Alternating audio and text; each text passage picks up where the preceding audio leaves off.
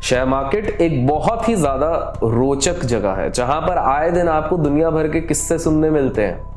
कभी आप सुनते हैं कि कोई बैंक के हवाला निकल गया, यस बैंक का हवाला निकल गया। कभी सुनते हैं DHFL की हालत खराब हो गई।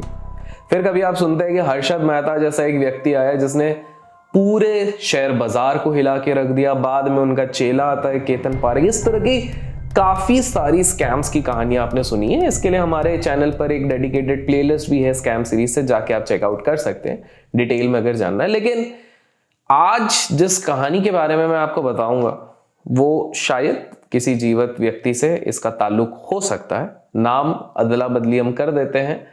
बाकी इसका जो मैसेज होने वाला है वो बहुत इंपॉर्टेंट होने वाला है, तो वीडियो को अंत तक जरूर सुनिएगा।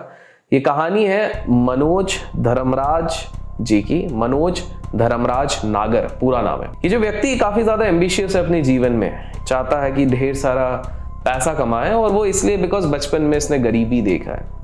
छोटी उम्र में ही अनफॉर्चुनेटली इनके पिताजी गुजर गए हैं, तो इन्हें पिताजी का साया तो नहीं मिला, लेकिन माँ के आंचल के सहारे इन्होंने शपथ ली कि यार हमने गरीबी बहुत देखी है, आगे चलकर कभी गरीबी नहीं देखूंगा, ये मैं शपथ लेता हूँ। माँ जैसे तैसे 2 बार दिन में काम करके, दूसरों के घरों में काम करके कोशिश कर रही है कि किसी प्रकार मनोज पढ़ लिख के एक अच्छा नौकरी पाले।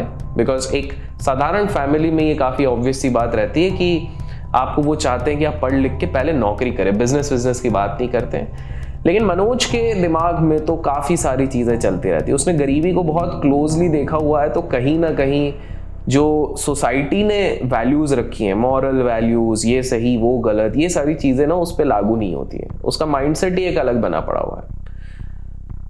पापा अगर शायद उसके जिंदा होते तो शायद उसको सही से गाइड कर पाते, लेकिन माँ तो बेचारी घर चलाना है, मनोज को पढ़ाना है, सारी चीज़ों में लगी है।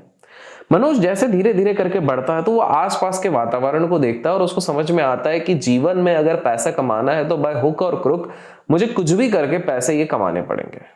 और उसका पढ़ाई पे मन नहीं लगता। वो सोचता है कि यार, वो जब देखता है कि उसी के कॉलोनी में एक पान का टपरी वाला महीने का 1 लाख रुपए कमा रहा है, तो वो बोलता है कि यार इसने तो क्या ही पढ़ाई करी है। जब वो देखता है कि उसी की गली में एक मिठाई की दुकान है जो लास्ट 25 साल से चल रही है, और वो दिन के 50 से 60 हजार रुपए के लड्डू और बाकी सारे मिठाइयाँ बेच रहे हैं, तो उसको लगता है कि यार ये पढ़ाई से कुछ नहीं होता, और वो कहीं ना कहीं लाइफ में शॉर्टकट लेना चाहता है। और वहीं पर जब वो धीरे धीरे थोड़ा बड़ा होता है, पढ़ाई जैसे तैसे करके मैनेज करता है, तो उसके बचपन में 2 खास दोस्त बनते हैं जो उसके साथ आगे भी साथ देंगे। लेकिन उसको उसके दोस्तों के एक दोस्त ने इंट्रोड्यूस करा दिया कॉलेज के फर्स्ट ईयर में एक बहुत ही तगड़ी स्कीम। वो स्कीम कुछ इस प्रकार से है कि आप इस स्कीम में आओ, अपने अंडर 3 लोगों को ऐड करो, और वो अपने अंडर 3 लोगों को ऐड करेंगे, और ये 3 करके ऑक्टोपस बन जाएंगे। और ये ऑक्टोपस जैसे जैसे बड़ा होता जाएगा, आपके पास मर्सिडीज आ जाएगी, ऑडी आ जाएगी, BMW आ जाएगा, दुबई में घर आ जाएगा, अफरा तफरी मचा दोगे, आप तहलका मचा दोगे। इसको शायद पिरामिड स्कीम भी कहते हैं। तो भाई साहब, मनोज को तो चाहिए था शॉर्टकट, तो मनोज को लगता है कि यार यही है सही, चलो इस चीज पे करते हैं। माँ के गहने गिरवी रख के जैसे तैसे करके इनिशियल 25,000 रुपए वो भर देता है। जब वो उस पूरे प्रोसेस में जाता है, इनिशियली बड़ा मजा आता है। वो देखता है, जब वो शो जाके देखता है, उनकी मीटिंग देखता है, तो देखता है कि जो मेन बंदा होता है वो मलेशिया में बैठा रहता है, मलेशिया से इधर आता है, सूट बूट में आता है, बहुत जोर शोर से शराबा होता है, देश के कोने कोने से लोग आते हैं, पूरा ऑडिटोरियम भर जाता है 50,000 लोगों से, बहुत जोर शोर से पार्टी वार्टी होती है, फव्वारे वव्वारे चलते रहते हैं, साथ में बॉडीगार्ड आ रहे हैं, बहुत मतलब वो बहुत ज्यादा ही होता है। तो मनोज प्रभावित तो होता है, लेकिन मनोज को ना विद इन अ ईयर एक चीज समझ में आ जाती है कि यार बॉस, मेरी तो कमाई हो नहीं रही है। जो 25,000 मैंने रखे उसके EMI पे EMI चल रहे हैं, एक बार का मेरे को बस चेक आया 3,000 रुपए का, बाकी का मुझको ही प्रोडक्ट्स दिला दिया गया। लेकिन मनोज ना यहाँ पर भी एक मोटिवेशन ढूंढ लेता है। मनोज ये सोचता है, अपने आसपास देखता है कि यार मेरा तो शायद कट गया है, मेरे आसपास भी जितने लोगों को देख रहा हूँ वो लोग कमा नहीं रहे ये पिरामिड स्कीम में, लेकिन एक बंदा जरूर कमाता है जो एकदम टॉप पे होता है। और यहीं पे मनोज का दिमाग चलता है। मनोज इलाहाबाद में रहता था, इलाहाबाद छोड़ के नागपुर आ जाता है, और साथ में अपने दोनों दोस्तों को भी बोलता है कि भाई तुम भी आ जाओ और इधर करते हैं धमाका। उसके एक दोस्त एक कंपनी में डिजिटल मार्केटिंग का काम करता है और दूसरा बंदा सीए है, तो वो सीए स्टूडेंट्स को थोड़ा बहुत पढ़ाता रहता है। पूरा क्लियर नहीं हुआ है लेकिन सीए स्टूडेंट्स को पढ़ाता रहता है। नागपुर आने के बाद ये तीनों सेट करते हैं एक कंपनी और ये खुद का एक पिरामिड स्ट्रक्चर चालू कर देते हैं। इन्होंने दिमाग में ये प्लान बनाया कि 2 साल में बढ़िया लोगों को चूना लगा के हम ढेर सारा पैसा कमाएंगे। लॉन्ग स्टोरी शॉर्ट, पैसा जमा कर करके 7 करोड़ रुपए, 7 करोड़ रुपीस इन तीनों ने मिलकर जमा कर दिए हैं। जस्ट बिकॉज पब्लिक जिसने पैसा डाला है वो डिससैटिस्फाइड है और उनको जैसे जैसे पता लगा वो एक स्कैम का शिकार हो गए, तो मल्टीपल एफआईआर्स डल रहे हैं, मल्टीपल कंप्लेंट्स जा रहे हैं पुलिस स्टेशन पे, मल्टीपल। लेकिन मनोज और शाना है। मनोज का जो दोस्त है जो डिजिटल मार्केटिंग में काम करता है, वो बड़ी बड़ी मैगजीन्स को 1.5 2 लाख रुपए देके अपने इंटरव्यूज छपवा रहे हैं ताकि इनके पास और बकरे आते रहे। स्वाभाविक सी बात है, बहुत सारे लोग वो नीचे स्टार में पढ़ते नहीं है कि this article doesn't belong to us, ये हमारे एडिटर का नहीं है, ये किसी और ने छपवाया। कोई वो पढ़ता नहीं है क्योंकि छोटे से लिखा रहता है, तो हर कोई सोचता अरे यार मनोज तो बड़ी बड़ी मैगजीन में आ रहा है, तो वो ट्रस्ट कर करके जब उस पर एफआईआर चल रहा है उसके बावजूद भी वो 1 करोड़ रुपए और जमा कर लेते हैं। अब एफआईआर्स क्योंकि बढ़ गए हैं, ऊपर से प्रेशर आता है, तो भाई साहब को अरेस्ट वारंट आता है और इनफैक्ट अरेस्ट कर लिया जाता है। आप लोग सोच रहे होगे शायद मनोज की कहानी खत्म है, लेकिन एक सेकंड, अभी तक मनोज ने सबसे बड़े कसीनो, सबसे बड़े पैसे दिलाने वाली जगह पे तो कदम ही नहीं रखा है। वो कदम रखने वाला है शेयर बाजार पे बस कुछ ही क्षणों में। अरेस्ट जब होता है तो मनोज जिस सेल में रहता है वहां पर काफी सारे व्हाइट कॉलर जिन लोगों ने कुछ धंधली की रहती है वो भी रहता है। वहीं पर उसको एक और व्यक्ति मिलता है, उस पे इल्जाम ये लगा रहता है कि उसने महाराष्ट्र के एक छोटे से गांव में बहुत बड़ा रैकेट चलाया, करीब 400 करोड़ रुपए का स्टॉक मार्केट घोटाला किया है। स्टॉक मार्केट घोटाला कैसे?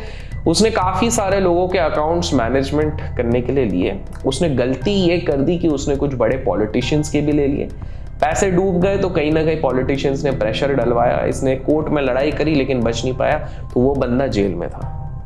तो यहीं पे मनोज, जिसने आज तक कभी शेयर बाजार हल्का फुल्का न्यूज़पेपर में देखा था, लेकिन उसको लगा कि यार 400 करोड़ इतना पोटेंशियल है यहाँ पे और लोग इतना पैसा देने को भी तैयार है, और मनोज की बत्ती जलती है। तभी जेल का दरवाजा खटखटाता है और उसको बेल मिल जाती है। एक्चुअली मनोज ने अपने इस कार्यकाल में, जब तक ये पूरा रैकेट चला रहे थे, स्कैम चला रहे थे, तब तक इन्होंने कुछ एमएलए लोगों से भी दोस्ती कर ली थी। तो ये भाई एमएलए बोलते कि बॉस तू नागपुर छोड़ के हैदराबाद निकल जा, वही तेरे लिए बिल्कुल सही जगह है, इधर उधर मत आ, वही चीज तेरे को बचा सकती है। और साथ में सोने पे सुहागा ये हो गया कि बेल होने के बाद ही कोविड के लॉकडाउन्स आ गए, तो कहीं ना कहीं जो ज्यूरिसडिक्शन का प्रोसेस था, जो लीगल प्रोसेस था, वो स्लो डाउन हो गया और मनोज अपना धीरे से निकल गया। उसको एक सलाह ये जरूर दी गई कि भाई तू नागपुर वापस मत आ, और गलती से भी तू वापस ये पिरामिड स्कीम मत कर, कुछ और कर ले। तो भाई अब मनोज के दिमाग में चल रहा, देखो पैसा तो कमाना है उसको, क्योंकि ये जो 6-7 करोड़ कमाए थे, 6-7 करोड़ में अय्याशी वैयाशी में 1.5-2 करोड़ तो उड़ा दिए थे, और बाकी सारे भी रिस्क ऑन स्टेक था, बिकॉज कहीं ना कहीं कुछ कुछ अकाउंट्स इसके फ्रीज हो गए थे। तो अब शेयर मार्केट के बारे में इनको ज्यादा कुछ तो पता नहीं था। तो मनोज पहुंचता है एक टीचर के पास, वो एडवर्टाइजमेंट देखता है, होर्डिंग देखता है कि भाई स्टॉक मार्केट सिखाते हैं, इधर उधर से पता करता है, तो उसको पता लगता है बहुत ही बढ़िया टीचर है, जाके उससे सीखने जाता है। उसी के साथ साथ पैरेलली कुछ तब यूट्यूब का क्रेज आ गया, यूट्यूब पे वीडियोस देख रहे हैं, अभिषेक करके भी वीडियो देख रहे हैं, सब्सक्राइब किया जैसे कि आप लोग कर रहे हो, नहीं किया तो अभी कर लो। लाइक करता था अभिषेक करके वीडियोस को, अब नहीं करता, लेकिन ये सारी चीज़ें आपने भी नहीं करी तो कर लो।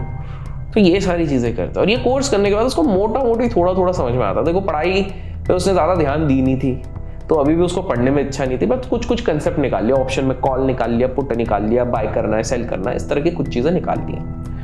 इसका जो डिजिटल मार्केटिंग वाला दोस्त है वो दूसरा जुगाड़ लेके आ जाता है, बोले भाई देख अपने पास टाइम नहीं है, ये शेयर मार्केट जो चीज़ है ना, इसमें सीखने के लिए बहुत टाइम लग जाता, 7-8 साल अपने पास नहीं है, तो अपन शॉर्टकट निकालते हैं। और शॉर्टकट क्या भैया, 1.5 लाख रुपए लगाओ और फेक हुहुदा नाम का एक ब्रोकर का स्टिमुलेटर मिल जाता है। हुहुदा बहुत फेमस है, तो ये भाई साहब क्या करते हैं, वो फेक वो ले लेते हैं कि भाई इधर से मैं पैसा दिखा सकता हूँ। अब ये जो चाहे मन गढ़त अपना पैसा पब्लिक को दिखा रहे हैं। अचानक से ये बंदा सोशल मीडिया पे आता है, सबको दिखाता है आज मैंने 2 करोड़ कमाए, आज मैंने 5 करोड़ कमाए, आज 10 करोड़ कमाए, आज 25 करोड़ कमाए, आज अंबानी जितना कमा लिया, कल अडानी जितना कमा लिया, इतना रोज का रोज। और देखिए ग्रीड हैज नो लिमिट्स। लोग देख के कभी ना कभी तो सोच ही रहे थे कि अरे यार गजब बंदा यार, इतना कैसे कमा रहा है, हमको भी कमाना है। इतना ही नहीं, मनोज का जो दोस्त है, बिकॉज वो डिजिटल मार्केटिंग एजेंसी में काम कर चुका है, तो उसने काफी सारी एजेंसीज को पे करके रखा है कि भाई तुमको ट्विटर पे अच्छे रिव्यूज देने हैं, फेसबुक पे अच्छे रिव्यूज देने हैं, इंस्टाग्राम पे अच्छे रिव्यूज देने हैं, यूट्यूब पे अच्छे रिव्यूज देने हैं, जब भी भाई लाइव आएंगे आपको भी साथ में बॉट्स लाने। सारा पैसे का पूरा बढ़िया गेम खेला गया है ताकि साइकोलॉजिकली एक इल्यूजन बनाया जाए लोगों के बीच में, ताकि उनको कुछ चीज बेच जा सके। और बिल्कुल बेची गई।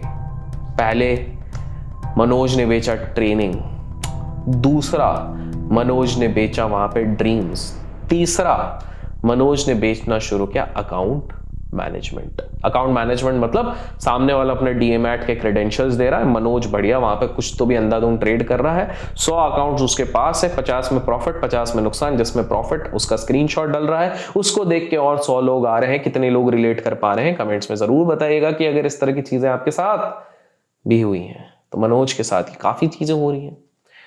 अब सेमिनार में भी इन्होंने एक नया प्लान बनाया, उन्होंने 100 लोगों को पैसे खिलाए ताकि भाई तुम आके अच्छा चीज बोलोगे सेमिनार में, ताकि जो 100 लोग पे करके आ रहे हैं उनको भी लगेगा, भले उनको समझ में नहीं आ रहा, उनको साइकोलॉजिकल लगेगा यार कुछ तो सही बोल रहे हैं मनोज भाई, हमको समझ में नहीं आ रहा, दूसरों को समझ में आ रहा, तो ये बहुत बढ़िया, अच्छे टेस्टिमोनियल तो हम देंगे।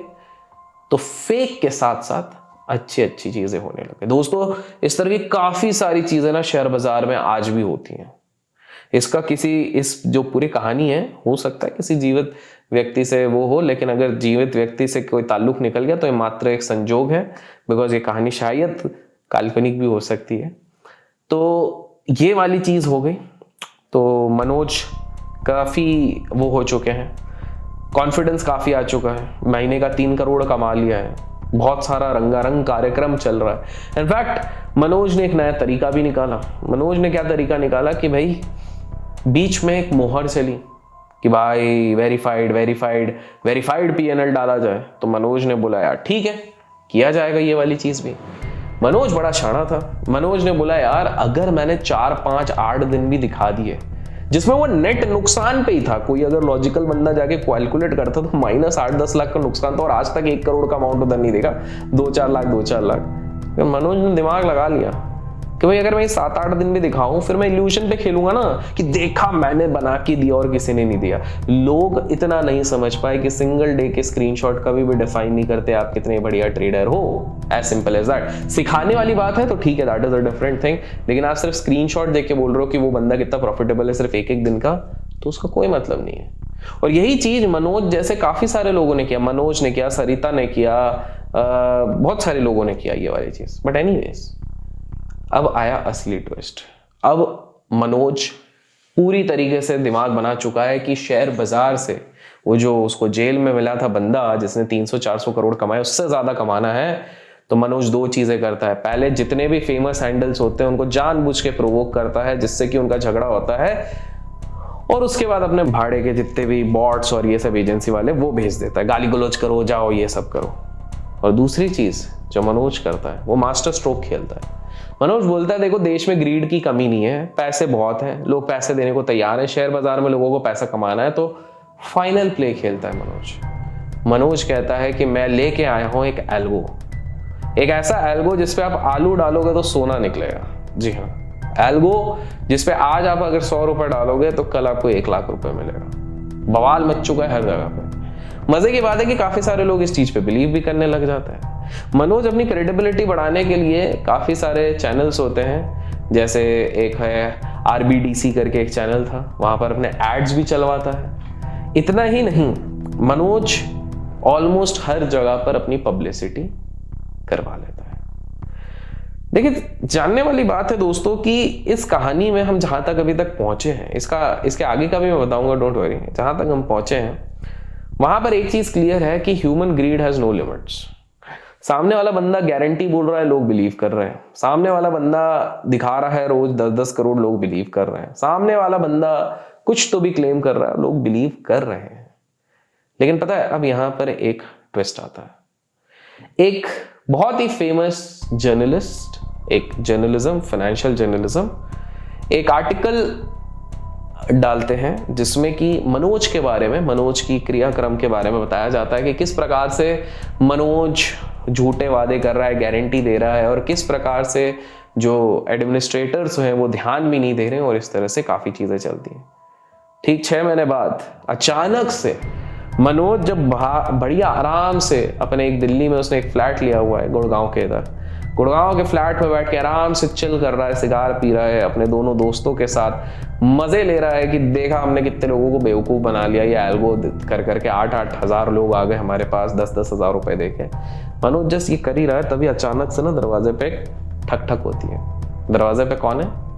दरवाजे पर एक नहीं 3 मंडली है, इनकम टैक्स, उसके बाद सीबीआई और तीसरी रेगुलेटर। और इसके बाद मनोज के साथ क्या हुआ होगा कमेंट्स में आप लोग बताएंगे। वेल दोस्तों, ये मनोज वाली कहानी मैंने क्यों बताई, क्योंकि आप में से काफी सारे लोगों को मेरे को डीएम और मैसेजेस आते रहते हैं, मेल्स आते रहते हैं, तो इसी तरीके की कहानी बताते रहते हैं। मेरे को नहीं पता मनोज कौन है, बट इस तरह के आती रहती हैं। लेकिन मैं आपको 3 तरीके बताता हूं जिससे आप अपने आप को प्रोटेक्ट कर सकते हो किसी भी मनोज से। और अगर आपको कुछ भी पसंद आया हो, रिलेट लग रहा हो, तो लाइक करिए और शेयर कीजिए अपने ग्रुप्स में, ताकि लोग मनोज धर्मराज नागर जैसे लोगों से बच सकें।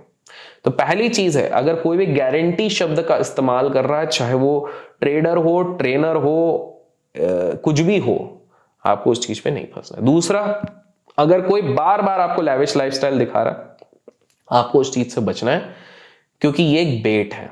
मुकेश अंबानी खुद से आके टीवी पे या अपने इंस्टाग्राम पे एंटीला के सामने रील्स नहीं बनाते कि आई आई आई बॉयज वाला लगा के वो अपना एंटीला नहीं दिखाते, मीडिया उनको कवर कर देती है। तो दूसरी चीज याद रखिए, कोई भी सेंसिबल बंदा इस ट्रैप में ना फंसे अगर बहुत ज्यादा ये दिखाया जा रहा हो। तीसरा, अगर आपसे आपके डीमैट और डीमैट के क्रेडेंशियल्स मांगे जाते हैं, या फिर आपको बहुत ही अनरियलिस्टिक रिटर्न्स के प्रॉमिस किए जाते हैं, या फिर आपको सिर्फ अच्छी अच्छी चीजें बताई जाती है, दूसरा साइड नहीं बताया जा रहा, तो आपको सतर्क रहना। दोस्तों, ये थी मनोज धर्मराज नागर की कहानी। आशा करता हूं ये आपको थोड़ा एक अवेयर करने के लिए हेल्प आउट किया गया होगा।